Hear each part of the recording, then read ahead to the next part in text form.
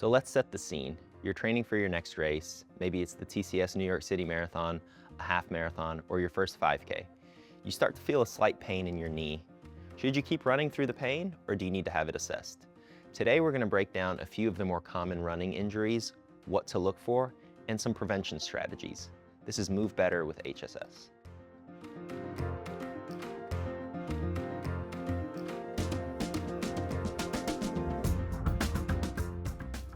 My name is Mohammad Saad. I'm a physical therapist at HSS. Today we're going to talk about some of the more common running injuries that just about every runner has felt at some point during their running. The first one we'll talk about is shin splints. Shin splints is a dull, achy pain that you'll feel along the inside of your shin bone. It's usually caused by repetitive stress to the connective tissue of the lower leg. A lot of times people will feel it if they're running in old shoes, running with poor body mechanics, or running on really firm surfaces.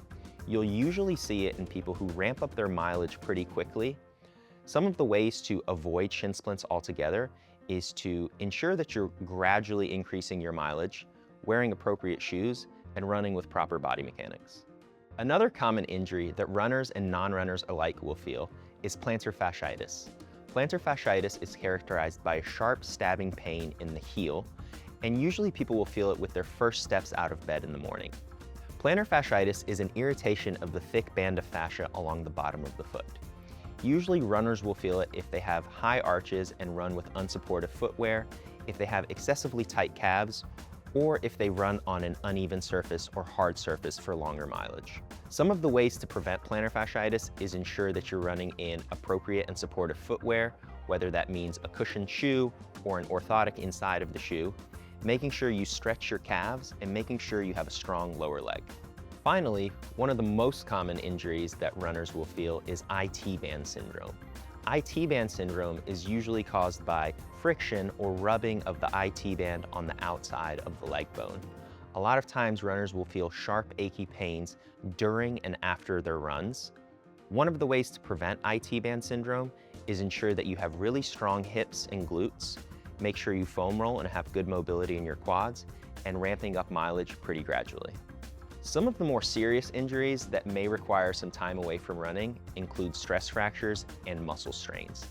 Stress fractures are usually indicated by repeated overuse and stress to a particular bone.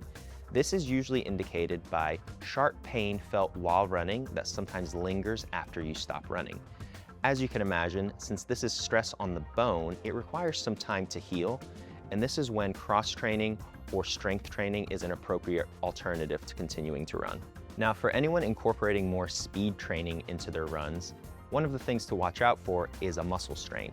Muscle strains are usually indicated when it's a powerful, strong contraction of a muscle that's usually not warmed up or not pliable enough. Hamstring strains come in varying degrees.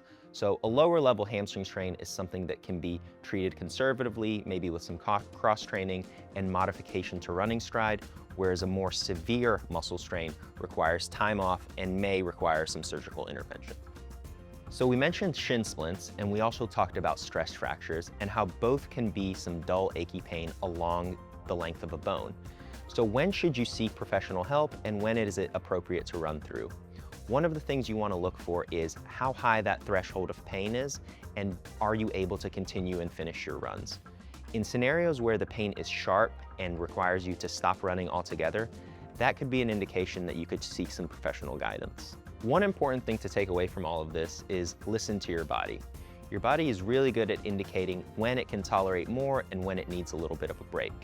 If you feel that it's general fatigue from an increase in running and it's something that you can work through after a day's rest, that's a great indication that maybe this is something that you can continue to run through.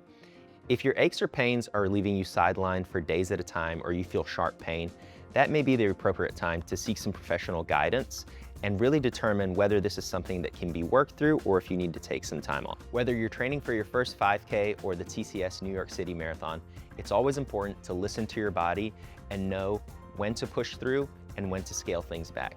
Remember, the goal is to get to the start line healthy so that you can finish the race and accomplish your goals.